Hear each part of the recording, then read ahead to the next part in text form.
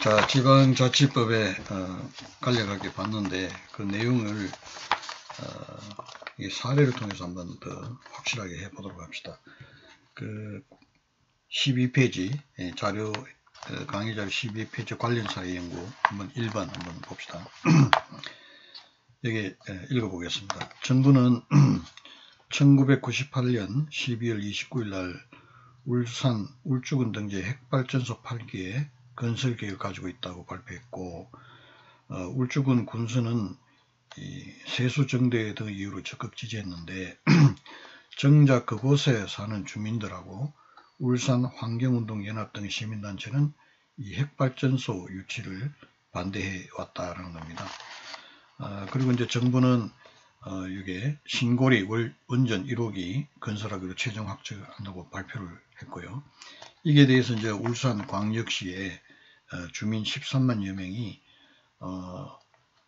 신고리 월전 1호기 건설의 어떤 철회를 요구하는 청원서를 제출하고, 이게 이런 원전 유치 문제가 주민에게 중대한 영향을 미치는 사항이기 때문에 지방자치법에 있는 그 주민투표 제도를 두고 있으니까 거기에 따라서 주민투표를 붙이고자 했는데, 지금 이거 2001년도 사건이거든요.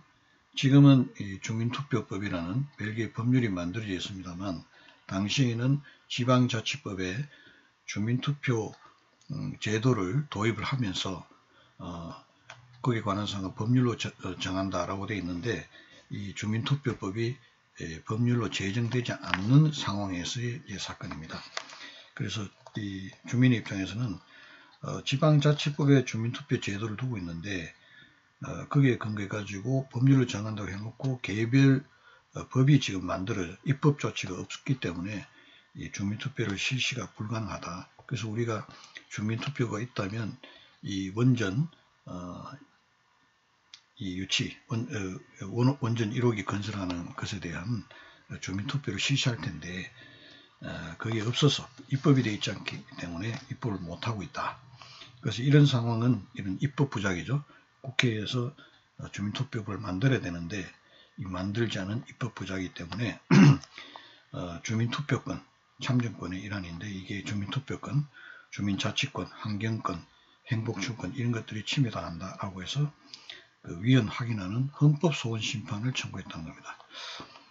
참고로 이제 헌법소원 심판이라는 것은 이 공권력의 행사 또는 불행사로 해서 국민의 기본권이 침해당했을 때 제기하는 것이 헌법소원입니다. 이 주민들은 현재 그 지방자치법에서 주민투표 제도를 도입했는데 그거를 시행하도록 하는 개별 법률을 국회에서 제정하지 않아가지고 주민투표를 실시하려고 해도 하지 못하고 있다. 그 때문에 지방자치법에서 인정하고 있는 그 주민투표권이라는 것이 이 참정권인데 이런 권리를 침해당했다라고 하면서 이제 헌법소원을 청구했다라는 그런 이야기입니다. 여기서 지금까지 배운 내용 가지고는 여러분들 문제를 그 지식만으로는 문제를 좀 풀기 어렵다고 생각됩니다. 그래서 핵심적인 우리 지금 공부하고 있는 내용의 핵심적인 것은 이 관련되는 핵심적인 문제는 이 주민투표, 지방자치법 주민투표 제도를 도입하고 있는데, 이것이 아까도 이야기했지만 우리 헌법은 어떻다고 했습니까? 의회 대표제를 채택하고 있다고 했죠. 그리고 주민의 어떤 지금 말하는 주민투표권이라든지 주민의 조례개표 청구권이라든지 주민의 어떤 감사 청구 이런 것들은 지방자치법에 의해서 인정되는 어떤 권리인 것이다. 그래서 헌법상의 어떤 권리가 아니다라고 하는 것, 우리는 그거를 지금 여기가 우리 지금 공부한 중에서 관련되는 가장 핵심적인 문제는 그겁니다. 그래서 헌법에 인정되어 있는 그 참정권이라는 것은 뭐가 있습니까? 첫째는 그 선거권이죠. 선거권.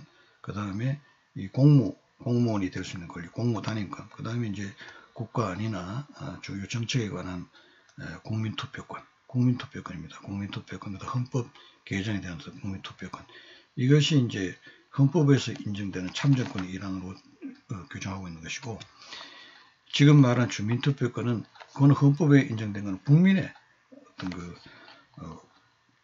국민투표권을 이야기하는 것이, 이 주민투표권은 지방자치법에서 인정된 것이기 때문에 헌법에 인정되는 참정권이 아니고 법률에 의해서 인정되는 참정권이다 라는 그런 문제.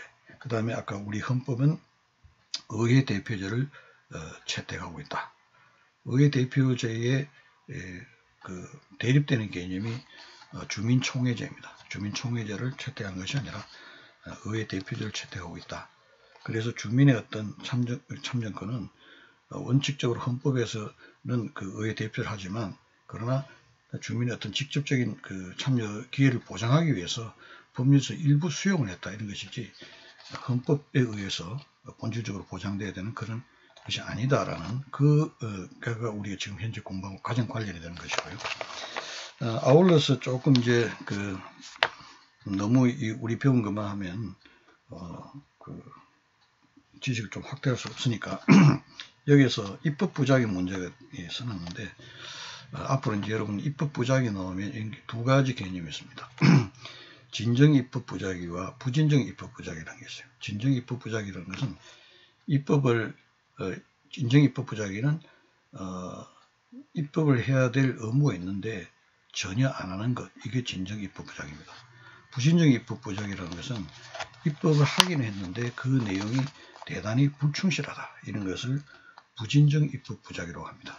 참고로 이제 여기에 이 입법 부작위 위헌 확인을 하려고 하면 진정 입법 부작위를 하게 됩니다. 진정 입법 부작위에 대해서는 입법을 해야 될 의무가 있는데 전혀 입법을 하지 않았다. 그런 진정 입법 부작위에 대해서만 위헌 확인 소송을 할 수 있고, 부진정 입법 부작위는 입법을 했는데 내용이 불충실하다.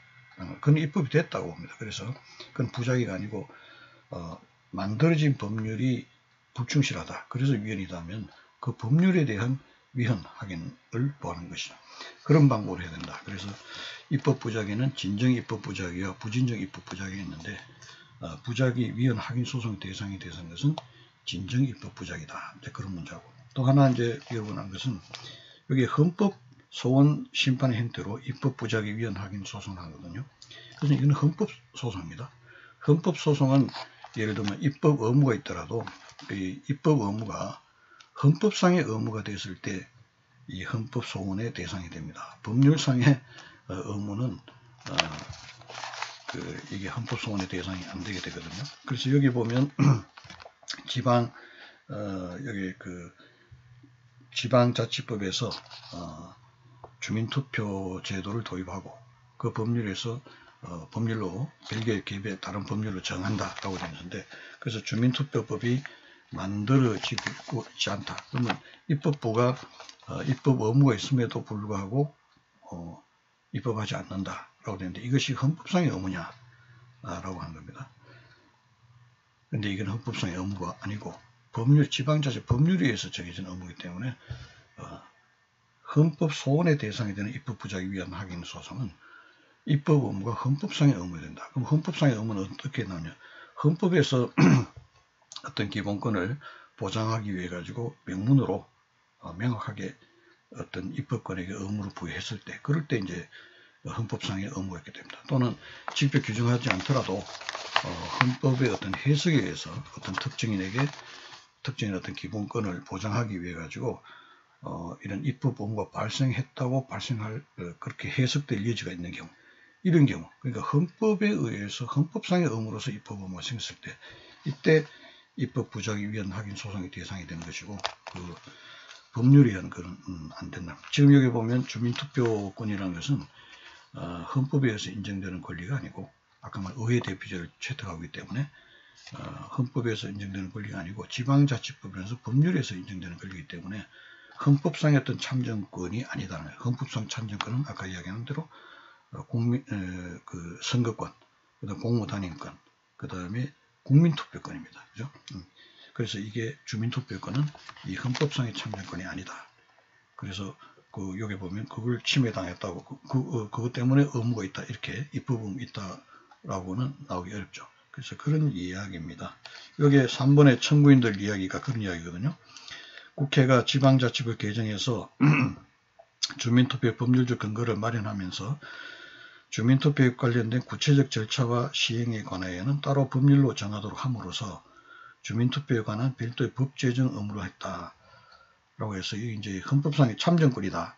참정권은 이제 헌법상 권리니까 이 헌법상 의무로 봤는데 그렇게 안 본다. 또한 주민투표제가 도입된 이상 헌법상의 기본권 참정권 일부를 구성하는 주민투표권을 보장하기 위하여 이래 됐는데 우리 판례는 헌법상의 기본권 참정권인데 이 주민투표권은 이 헌법상의 기본 참정권이 해당하지 않는다는 거예요. 아까 말한 선거권, 공무단위권, 국민투표권만 헌법상의 참정권이고 주민투표권은 헌법에 보장하고 있지 않다는 겁니다. 그래서 국가의 행위 의무 내지 보호 의무, 국가의 행위 의무 보호 의무가 발생했다. 헌법상의 의무가 아니다라고 본 겁니다. 그래서 주민투표의 법률을 제정할 국회 입법 의무가 헌법상의 의무로서 존재하는 것은 아니다. 이렇게 본 겁니다. 그래서 요게 헌법소원 심판 청구는 이제 받아들여지지 않았다라는 그런 얘기입니다. 그래서 여러분들 아까 우리가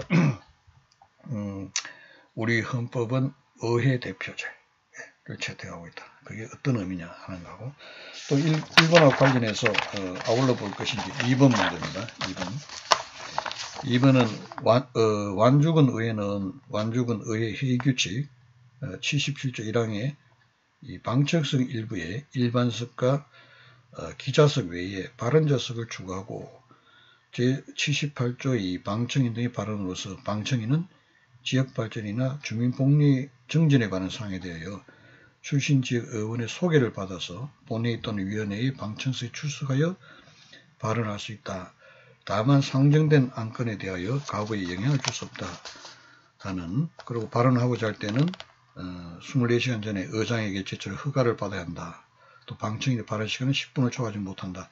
이런 내용의 조항으로 의회 규칙의 개정안을 의결했다라는 이야기고, 이 회의 규칙 개정에 대해서 완주 군수가 이게 회의 규칙 개정안의 내용 자체가 위법하다라고 생각을 해서 완주 군수가 전라남도 지사 제의 요구 지시에 따라서 제의를 요구했는데 완주군 의회가 그걸 종전대로 제의를 하기 때문에 대법원에다가 소송을 제기했다. 이게 뒤에 나오겠지만 이게 이제 기관 소송에 관한 문제입니다. 지방자치단체 장이 지방의회가 의결한 어떤 의결사항에 대해서 위법하다고 생각될 때는 위법하니까 재의결 하시오. 그래서 재의결을 했는데 종전과 같은 결론을 낸다면 부득이 이제 그걸 시정하는 방법으로서 대법원에다 소를 제기한다 해서 지방자치단체 한 기관인 지방자치단체 장이 또 지방자치단 다른 한 기관인 지방의회를 상대로 제기하는 소송, 이게 이제 기관 소송입니다. 그걸 이야기하는 거고요. 소송의 법적 성격이라는 것 뒤에 이제 우리가 계속 공부를 할 겁니다. 이 사안에도 아까 똑같은 내용입니다. 우리가 우리 헌법 자체가 대표의회제, 의회 대표제를 채택하고 있다라는 것이요. 그런 관점에서 보면 여기에 보면은 지방자치단체 장이나 지방의회의 의원들을 선거로 이렇게 선출을 해서 그 사람들한테 이 지방사무의 처리를 맡겨놓고 있는 것이죠. 그게 이제 대표제의 본질인데, 이 사안에 보면 주민이 복리정진에 관한 사항에 대해서 물론 조건이 있습니다만 소개를 받아서 본회의, 위원회에 방청석에 출석해서 발언할 수 있다고 되면은 이거는 대의제하고 충돌한다라는 그런 이야기입니다. 그래서 여기 보면 이게 의장이 제출 허가를 받아서 한다거나 안건의 가부에도 영향을 줄 수 없다거나 이러니까 허용돼도 보지 않는가 이제 이렇게 보는데 이 법원은 굉장히 엄격하게 봤어요. 어쨌든 대표제를 지금 채택하고 있기 때문에 주민들이 선출된 지방자치장이나 지방의 의원은 정치적 법적 책임을 가지고 일을 하는데 주민은 법상 어떤 권리나 책임에 관한 규정이 없거든요. 아무런 책임을 지지 않은 주민이 의회나 또 의회 상임위원회에 출석해서 그 안건과 관련해서 발언하는 것은 대표제 원리에 맞지 않는다라는 이제 그런 취지에서 요게 뭐 이런 조항이 있지만 그 남용의 어떤 여지가 있기 때문에 요런 뭡니까 개정안의 그 회의 규칙의 어떤 내용은 여전히 위법하다라고 이제 판결했습니다. 그러니까 이런 주민들이 주민의 어떤 자치의 어떤 그거를 좀 대의제만 하고 주민이 어떤 직접 참가하는 것이 절대 안 된다는 건 아닙니다. 다만 의회 대표제 어떤 본질을 침해해서는 안 된다는 거죠. 그러니까 예를 들면 위원회 본회의에 참석하더라도 참고인으로 또는 정인으로 출석하거나 또는 공청회에 참가해서 주민들이 자기의 의견을 개진하는 것은 아무런 문제가 없다. 그러나 위원회에 또는 상임위원회나 의회에 직접 참가해서 안건과 관련된 발언하는 것은 그거는 곤란하다. 그 어떤 지위에서 하느냐, 참고인이나 어떤 정인이나 또는 단순히 자기의 어떤 의견을 공청회에서 의견을 개진하는 이런 것들이 가능하지만 그건 안 된다는 겁니다. 그래서 의회 대표자가 어떤 의미인가를 그냥 만연히 하면 안 되니까 이 사례를 통해서 그런 것들이 이 구체적인 어떤 사건에서 이런 방식으로 문제가 되고 있다는 것을 여러분들이 좀 인지를 하라는 차원에서 했습니다. 이 문제 자체는 굉장히 어려운 내용이죠. 그 다음에 3번 문제도 뭐 굉장히 복잡한데요. 쭉 이리 보면 밑에 것만 한번 봅시다. 서울특별시의회는 이러이러한 것이 지방의회에 자치입법권을 제한하고 주민의 참정권을 침해하는 것으로 헌법에 위반됨을 이유로 확인하는 그런 헌법소원 심판을 청구했다라고 되어 있죠. 헌법소원은 아까도 이야기했지만 국민의 기본권이 침해당했을 때 그 공권력의 행사, 불행사로 인해서 국민의 기본권이 침해할 때 법원의 재판을 통해서 구제를 받을 수 없을 때 보충적으로 한 것이 이런 헌법소원이라고 합니다. 그러니까 이거는 기본권의 헌법소원 심판 청구라는 것은 국민의 기본권이 침해당했을 때 하는 겁니다. 근데 이 사안에 지방자치단체가 지금 지방자치단체는 어떻게 했습니까? 오히려 국민의 어떤 기본권을 보장을 하고 보호를 해야 되는 그런 주체인 것이지 스스로 기본권의 주체라고는 할 수 없다고 했어요. 그래서 지방자치대 어떤 여기 자치입법권, 이 자치권이죠. 자치권은 지방자치의 권리이기는 맞는데 국민의 기본권, 국민이 아니죠. 국민의 기본권에 해당하는 것은 아니다. 그래서 헌법소원, 기본권 주체성이 없다는 것을 확인하기 위해서 이제 이 3번 문제를 예시를 한 겁니다. 그 다음에 4번 문제를 봅시다. 도로법 86조는 법인의 대표자나 법인 또는 개인의 대리인, 사용, 기타 종업원이 그 법인 또는 개인의 업무에 관하여 81조 내지 85조의 규정에 의한 위반 행위를 한 때에는 그 행위자를 벌하는 외에 그 법인 또는 개인에 대하여도 해당 조의 벌금형을 과하도록 규정하고 있다. 이거는 뭐냐면 이제 양벌 규정에 관한 조항인데요. 예를 들면 법인이나 어떤 개인이 예를 들면 법인이 우리가 명목상 독립된 법주체라고 하지만 또 우리 행정주체 경우에도 마찬가지로 직접 자기가 행동을 할 수 있는 건 아니잖아요. 행정주체는 구성한 행정기관 또 행정기관을 구성하는 공무원이 사실은 일을 하는 거죠. 그런 경우에 직접 행위를 한 당사자가 위법 행위를 할 때는 예를 들면 벌금을 받는다. 벌금에 처하는 것은 물론이고 개인을 사용한 예를 들면 법인이라면 법인의 대표자가 일을 하게 되죠. 또는 법인 또는 개인의 대리인 사용은 종업원이 일을 하게 된다. 이런 경우에 대리인 사용은 종업인 또는 법인 같은 경우에 대표자가 일을 하는데 그 대표자가 직접 행위 책임의 원칙상 행위를 한 자가 처벌을 받게 되는데 이런 경우에는 그 행위자 외에 그 일을 시킨 법인의 대표자 일을 했다면 법인 또는 개인의 대리인 사용은 기타 종업원이 했다면 그 대리인을 고용해서 일을 시킨 법인이나 개인도 같이 처벌을 받는다 한 것이 양벌 규정입니다. 양벌 규정. 그런 규정이 도로법에 있다는 거고 지방자치법 3조 1항은 지방자치단체는 법인으로 한다고 규정하고 있다. 아까 지방자치는 독립된, 국가와는 독립된 법주체라고 했으니까 그걸 기억하시면 되고요. 여기 이제 문제는 이겁니다. 부산광역시 서구청 소속 공무원이 압축 트럭 청소차를 운전하여 고속도로를 운행하던 중에 제한 축중을 초과 적재 운행함으로써 도로관리청의 차량 운행 제한을 위반하였다. 소속 공무원 외에 부산광역시 서구청에 대하여도 벌금형으로 처벌할 수 있는가 하는 겁니다. 결론을 이야기하면 이제 아까 말한 지방자치단체 국가와는 독립된 법주체니까 처벌할 수 있다라고 됩니다. 자, 이제 국가 같은 경우에 예를 들면 국가가 처벌의 주체이기 때문에 국가 어떤 공무원이 뭐 일을 잘못했다면 위법한 행위를 했다면 국가에 대해서는 뭐 배상 책임을 지는 건 별로나고 이런 처벌의 대상은 안 되죠. 국가가 자기가 처벌 주체인데 자기가 자기를 처벌한다는 말이 안 되니까. 그러나 지방자치단체가 처벌받을 짓을 했다면 국가와는 독립된 법주체니까 국가가 예를 들면 처벌할 수 있다는 이런 이야기. 그래서 여기 보면 이 압축 트럭 청소차를 운전했다라고 되어 있죠. 그래서 여기 사무를 이렇게 보는 겁니다.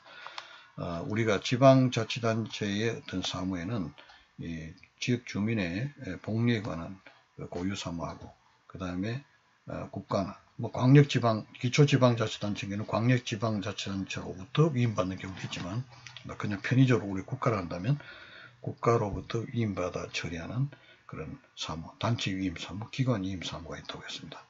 그래서 특히 기관 위임 사무를 처리하는 경우에는 지방자치단체의 어떤 장이 기관 위임받은 사무 처리할 때는 이때는 지방자치단체 장의 지위에서 일을 하는 것이 아니라 국가의 하급 행정기관의 지위에서 일을 한다고 했거든요. 그래서 여기서 중요한 것은 서구청 소속 공무원이 압축 트럭 청소차를 운전했다. 청소 업무와 관련된 거. 이것은 여기 나와 있지 않지만 이제 여러분들 관련 조항이 있다면 이거는 지방자치대 주민의 복리정진과 관련된 고유 사무다 이렇게 생각하면 됩니다. 그래서 고속도로 운행하던 중에 이제 초과해서 적재했기 때문에 차량 운행 제한으로 이제 벌금형을 받게 되죠. 그럴 경우에 이제 그 소속 공무원 외에 그 지방자치단체 부산광역 서구청이라고 되어 있으니까 구청장이요. 서구청에 대해서도 벌금형을 부과할 수가 있는가 하는 것인데 이거를 여러분들이 생각해야 돼요.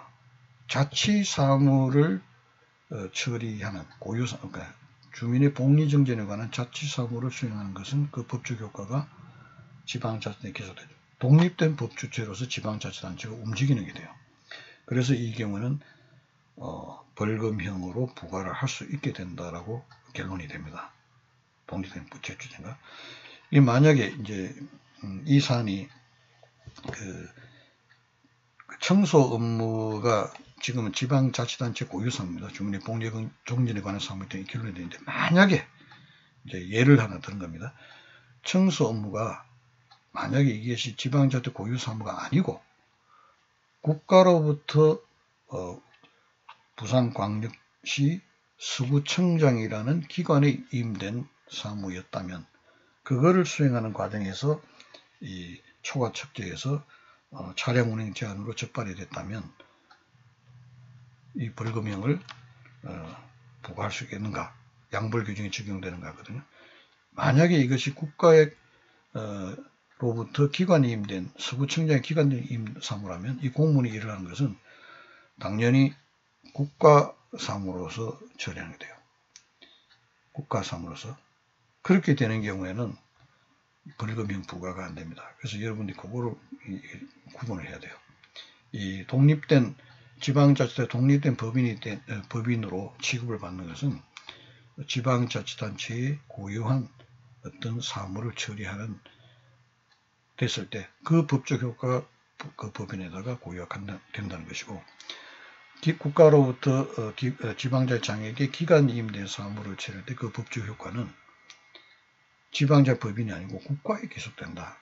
이 사안 같은 경우는 고유 사무이기 때문에 지방자치단체에 귀속이 됐고 지방자치 독립된 법인이니까 국가로부터 독립된 법이니까 자기가 자기한테 벌 주는 건 안 되는데 국가가 지방자치한테 벌 주는 건 되죠. 그래서 가능하다는 겁니다. 그래서 여러분 우리가 그 공부했던 많은 내용을 포함되고 있는 겁니다. 여기까지 하고 다음에 또 하겠습니다.